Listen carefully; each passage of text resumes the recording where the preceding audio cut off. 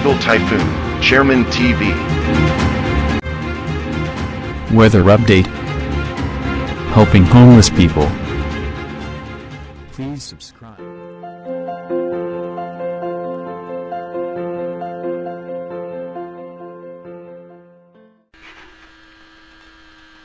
Magandang umaga po. Ito po ang latest update natin ng ngayong araw, December 19, 2023. Yung minomonitor nga po nating bagyong si Kabayan ay isa ng ganap na low pressure area po yan na kahapon. At ito nga po ngayon, yung pinakasentro niyan ay andito na sa parte ng Sulusi. At posible naman po magdala ng mga pag-ulan yan dito sa may parte ng Palawan at ilang bahagi pa rin ng Mindanao. Kasabay po niyan, meron po tayong shear line na isa pa po sa main factor na magdudulot ng pag-ulan sa may parte ng eastern section ng Visayas at ng Mindanao. Asahan din natin may mga chance tayo ng mga pag-ulan sa may parte ng Bicol region dahil naman po yan sa ating northeast monsoon o amihan.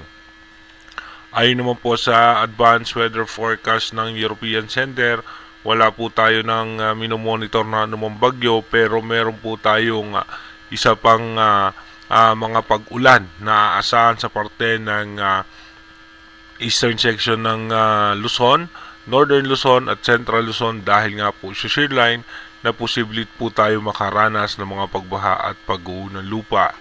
Dumako na muna tayo sa ating rain map animation kung saan nga yung mga lugar na posibleng makaranas ng mga pag-ulan. Mamaya nga pong alas 10 ng umaga, yung eastern section ng halos sa buong bansa, asahan po natin na makakaranas tayo o may tsansa tayo ng mga pag-ulan. At dito naman sa may parte ng Palawan kung nasaan yung low pressure area, ay posible po magdulot yan ng mga pag-ulan. Pagdating naman po ng alas 3 ng hapon mamaya, asahan natin halos sa buong Palawan ay may tsansa na ng mga pag-ulan dahil sa low pressure area. Buong parte halos ng Mindanao ay magkakaroon ng mga tsansa ng mga pag-ulan. Visayas and Bicol region may mga tsansa rin po ng pag-ulan. Dito po sa may parte ng Metro Manila, makulimlim na kaulapan na paminsan-minsan may mga pagbugso na may hina at katamtamang pag-ulan, maging dito nga po sa may parte ng Northern Luzon. Pagdating naman po ng alas 6 ng gabi mamaya, mapapansin natin pulupulong pag-ulan na lamang ang aasahan natin sa may parte ng Visayas, Bicol region, Central Luzon, Metro Manila. Pero ang halos buong Palawan ay makakaranas pa rin po ng mga pag-ulan. Maging dito nga po sa may parte ng Mindanao, sa Davao City, Cagayan de Oro, dito nga po sa may Zamboanga, asahan natin may mga tsansa ng pag-ulan. Pagdating naman po ng alas 11 ng gabi mamaya, asahan pa rin po natin may pag-ulan pa rin po sa Palawan, western section ng Mindanao, pulupulong pag-ulan sa may parte ng Visayas, Bicol region at Central Luzon. Dumako na nga po tayo sa ating advanced weather forecast. Dito nga po sa ating advanced weather forecast, mapapansin nga po natin na bukas nga po by December 20, tuluyan na nakalabas ng Philippine Area of Responsibility itong low pressure area. At hihina naman yung northeast monsoon o yung amihan, aakyat yung shear line dito nga po sa parte ng Luzon.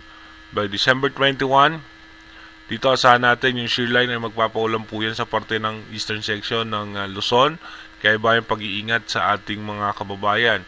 Yung low pressure area, may chance pa po yan na mag-re-intensify kapag nasa labas na po yan ng Philippine Area of Responsibility. By December 22, may chance nga po ng malalakas na pag-ulan dahil sa shear line, ang eastern section ng Luzon, Central Luzon hanggang sa may parte ng Bicol region at Mindoro provinces. By December 23, may mga chance pa rin po ng pag-ulan ng eastern section ng Luzon. By December 24, ito po disperas ng Pasko, may mga chance nga po ng pag-ulan sa may parte ng extreme northern Luzon at northern Luzon, maging dito nga po sa may parte ng southern Luzon. Pagdating naman po ng araw ng Pasko, December 25, may mga chance po tayo ng pag-ulan, lalong-lalo na nga po dito sa may northern Luzon, sa may parte ng Bicol region, Visayas at Mindanao, may mga chance po tayo ng pag-ulan. By December 26, December 26, may mga tsansa pa rin po ng mga pag-ulan. Bunsod pa rin po yan nung shear line na nakakapekto nga po sa parte ng Luzon. Pagdating naman po ng December 27, may mga posibilidad na malalakas na pag-ulan sa parte ng Luzon, Central Luzon, Southern Luzon, at maging dito nga po sa may parte ng Mindanao. Pagdating naman po ng December 28, yung shear line pa rin po magdudulot ng pag-ulan sa may parte ng eastern section ng Central Luzon, Southern Luzon, at ng Northern Luzon. Kung mapapansin nyo nga po, wala tayong nakikitang anumang bagyo o sama ng panahon na makakapekto sa ating bansa, pero yung shear line ay posibleng magdulot po yan ng mga pagbaha at pagguho ng lupa.